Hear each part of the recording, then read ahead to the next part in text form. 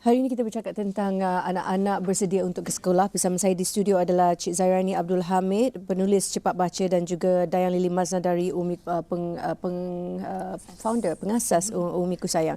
Okey, kita bercakap tentang persiapan anak-anak ni, dan persiapan ibu bapa juga penting. Dan Umiku Sayang mengadakan satu seminar pada 24 November, 24 itu hari November Sabtu ni. yang akan datang.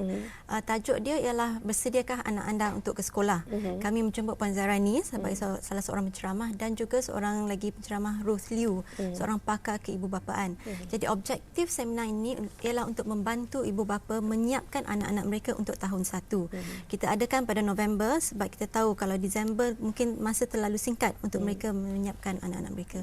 Jadi ianya diadakan di Taman Bandar Sunway. Kalau untuk keterangan lanjut boleh telefon 8024 8664. Okey, ataupun ada laman webnya yang boleh dilayari? Laman web umikusayang.com, www.umikusayang.com.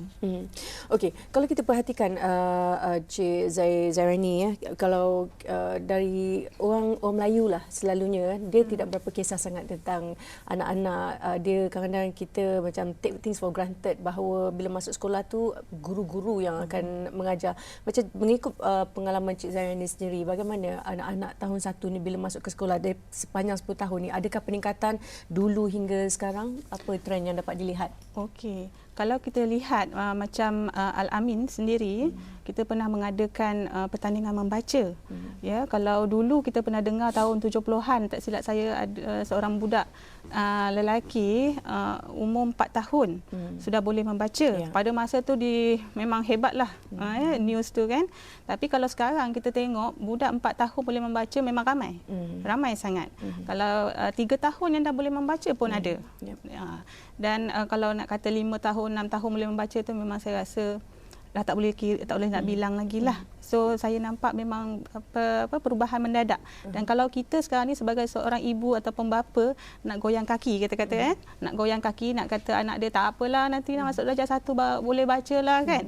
Kita orang kata dah ketinggalan zaman. Ya, jadi saya rasa perlu. Dan dari segi pergaulan pula bagaimana mereka, anak-anak sekolah, anak-anak yang masuk darjah 1 ni, pergaulan mereka, sosial mereka. Dan kalau kita masuk darjah 1, kadang-kadang budak-budak sekarang ada yang bully, kaki bully dan sebagainya. Bagaimana Cik Zairani? Okey, daripada segi pergaulan anak-anak tu sebab penting untuk anak-anak ni disediakan dengan dimasukkan ke dalam tadika, kan? Preschool. Preschool. Supaya masa tadika 2 tahun ni ialah masa untuk mereka orang kata social skills, adapt diri mereka dengan suasana sekolah.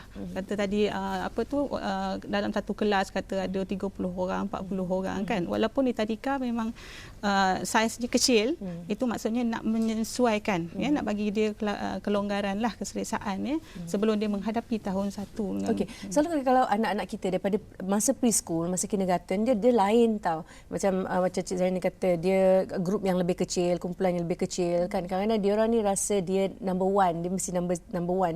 Tapi kalau masuk dekat dalam darjah sekolah bilangan kelas yang lebih besar, dia dah tak rasa macam dia is not the number one lagi. Dia terpaksa bersaing. Bagaimana guru dapat memainkan peranan ini? Okey, itu sebab guru-guru prasekolah, bukanlah kita katakan sekarang ni guru-guru prasekolah main tangkap muat aja. Guru mana-mana yang tak ada kerja lagi jadi guru tadika kan. Itu orang kata dah satu tindakan yang salah lah.